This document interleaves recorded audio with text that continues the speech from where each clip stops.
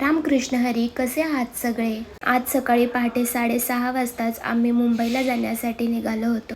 पूर्ण बसमध्ये आम्ही झोपून 15 मिनिटासाठी गाडी फूड कोर्ट जवळ थांबली होती, तेव्हा आम्ही वडापाव खाऊन घेतला आणि अशा प्रकारे आम्ही झोपत खात मुंबईला पोहोचलो.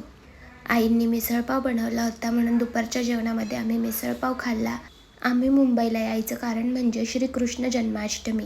आज कृष्ण जन्माष्टमी आहे म्हणून मी छोटीशी रांगोळी काढली होती आणि बरंचसं काम बाकी होतं, कारण संध्याकाळी जन्माष्टमी सेलिब्रेशन आहे.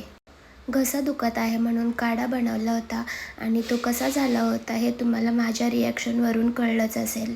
पुण्याच्या घरच्या गॅलरीमध्ये एवढी सगळी झाडं का आहेत याचं कारण तुम्हाला मुंबईची घरची गॅलरी बघून कळलंच असेल. माझ्या आईंना खूप जास्त झाडांची आवड आहे. किचनच्या खिडकीजवळच कडीपत्त्याचं झाड आहे. कृष्ण जन्माष्टमी सेलिब्रेशन बघण्यासाठी उद्याच्या व्लॉगमध्ये नक्की भेटा.